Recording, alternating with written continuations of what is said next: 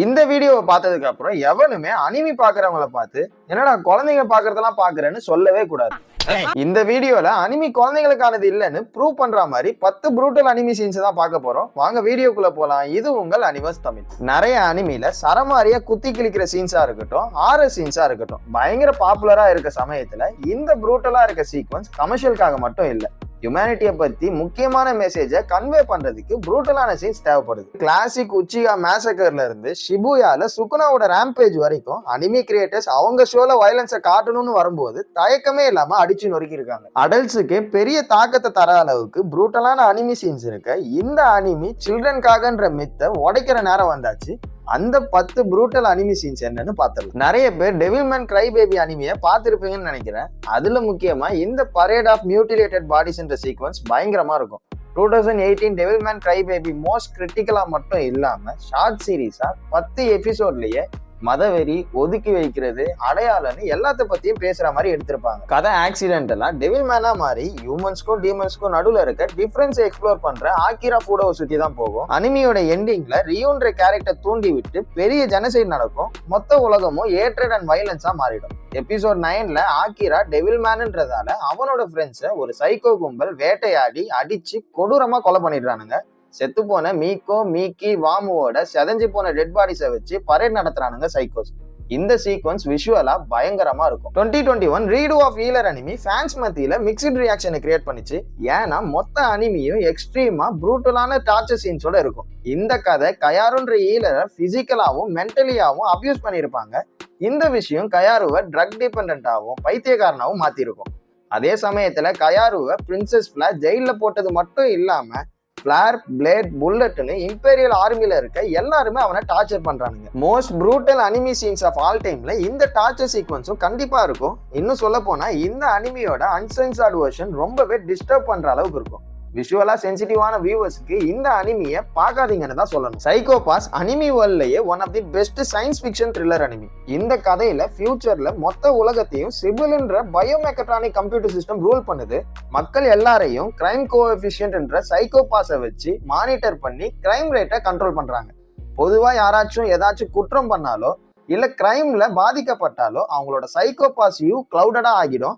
அந்த பர்சனை சிபில் மானிட்டர்ஸ் தடுத்து நிறுத்தி MWPSBன்ற பப்ளிக் சேஃப்டி ஆளுங்க பிடிச்சிருவாங்க.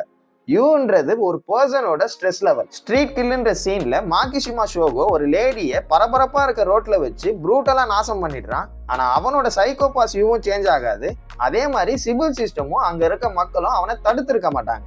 ஆனா சம்பந்தமே இல்லாம அந்த லேடியை பிடிச்சிருக்கும் சிவிலோட மானிட்டர்ஸ். இந்த அனிமி எவ்வளவு ப்ரூட்டலா இருந்திருந்தா 2015ல Chinese ministry of culture psycho pass கூட சேர்த்து 38 அனிமிய வயலன்ஸ், டெரரிசம், பப்ளிக் மாராலிட்டிக்கு அகேன்ஸ்டா கிரைம் சீன்ஸ் இருக்குன்னு பேன் பண்ணிட்டாங்க. மாஸ்டர் பீஸான எல்லாருக்கும் favourite full metal alchemist brotherhood அனிமிலையும் சில மோஸ்ட் ப்ரூட்டலான அனிமி சீன்ஸ் இருக்கு. தெரியாதவங்களுக்கு இந்த கதை அவங்களோட உடம்ப திரும்ப அடையறதுக்காக பிலாசபர் ஸ்டோனை தேடி போற எட்வர்ட் அண்ட் அல்போன்ஸை சுத்தி தான் போகும். எட்வர்ட் ஸ்டேட் ஆல்கெமிஸ்ட் எக்ஸாமுக்கு குவாலிஃபை ஆனதுக்கு அப்புறம் ஷோ டக்கர்ன்றவரோட வீட்டுல தங்கி பயோ ஆல்கெமியை பத்தி படிக்கிறான். ஷோ அவனோட 4 வயசு குழந்தையான நீனாவை ஒரு பேசுற கைமேராவா டிரான்ஸ்மிட்டேஷன் பண்ணிருப்பான். இதை எட்வர்ட் தெரிஞ்சுக்கிற சீன் பயங்கர சோகமா இருக்கும். ஷோவும் நீனாவும் ஆல்கெமியோட ரிலேட்டடா இருக்கிறதால ஸ்கார் அவங்க 2 பேரையும் கொல்லும் போது ஒண்ணுமே பண்ண முடியாத மாதிரி இருக்கும் அந்த சீன். 1988ல ஸ்டுடியோ கிப்லி மாஸ்டர் பீஸான grave of the fireflies release பண்ணியிருந்தாங்க. இதுதான் இருக்கிறதுலயே one of the greatest war films ever மேடுன்னு சொல்லியே ஆகணும். இந்த கதை அண்ணன் தங்கச்சியான செயிட்டா செட்சுகோன்ற 2 வார் ஆர்ஃபன்ஸ் பெசிபிக் வாரோட ஃபைனல் மந்த்ஸை எப்படி சர்வைவ் பண்றாங்கன்றது தான். வேர்ல்டு வார் 2வோட சோசியல் ரியாலிட்டியை இந்த மூவில காமிச்சிருப்பாங்க. அது எமோஷனலா பயங்கர டிஸ்டர்பிங்கா இருக்கும். சைட்டாவையும் செட்சுகோவையும் அவங்க அத்தை வீட்டுல இருந்து வெளியே அனுப்பிட செட்சுகோ டயர்டாகி சத்து இல்லாம குழந்தைக்கு உடம்பு சரியில்லாம போயிடும். சைட்டாவும் செட்சுகோவுக்கு சாப்பாடு வாங்க அவங்க அம்மாவோட அக்கௌண்ட்ல இருந்து பணத்தை எடுத்திருப்பான். ஆனா செட்சுகோ ஆல்ரெடி கொஞ்சம் கொஞ்சமா செத்துட்டு இருப்பான். செட்சுகோ சாகிறதுக்கு முன்னாடி என்னென்னமோ கற்பனை பண்ற ஸ்டேட்டுக்கு போய் கல்லை எடுத்து சாப்பிட்டு இருப்பா. அந்த சீனை பார்க்கறதுக்கு ரொம்பவே ஹார்ட் பிரேக்கிங்கா இருக்கும். பர்சனலா நான் கிரேவ் ஆஃப் தி ஃபயர்ஃப்ளைஸ் மூவியை ரீவாட்ச் பண்ணவே மாட்டேன். நான் மட்டும் இல்லைங்க, நிறைய ஃபேன்ஸ் ரீவாட்ச் பண்ண மாட்டாங்கன்னு தான் நினைக்கிறேன். அந்த அளவுக்கு இந்த மூவி ஒரு இம்பாக்டை கிரியேட் பண்ணும். உங்களுக்கு எப்படி இருந்துச்சுன்னு மறக்காம கமெண்ட்ல சொல்லுங்க. டீமன் ஸ்லேயர் என்டர்டைன்மெண்ட் டிஸ்ட்ரிக்ட் ஆர்க்ல டாஞ்சிரோவும் எல்லாரும் அப்பர் மூன் 6 சிப்லிங்ஸான டாக்கி அண்ட் கியோட்டாரோ கூட சண்டை போட்டிருப்பாங்க. இவங்க 2 பேரும் நிறைய அப்பாவி மனுஷங்களை கொண்ட பயங்கரமான டீமன்ஸ் தான். ஆனா இவங்களோட பேக் ஸ்டோரியை பார்த்து ஆடியன்ஸ் எல்லாருமே கன்ஃபியூஸ் ஆயிட்டாங்க. ஏன்னா டோமா மாதிரி பவருக்காகவோ இம்மார்டாலிட்டிக்காகவோ டாக்கியும் கியூட்டாரோவும் டீமன்ஸா மாறி இருக்க மாட்டாங்க. இவங்களுக்கு சிம்பிளா நியாயம் கிடைக்கணும்னு வேற வழியே இல்லாம தான் மாறி இருப்பாங்க. பிளாஷ்பேக்ல டாக்கியோட உண்மையான பேரு உமே, ஒயிரானா ஆகணும்னு நினைச்ச ஒரு அழகான பொண்ணு.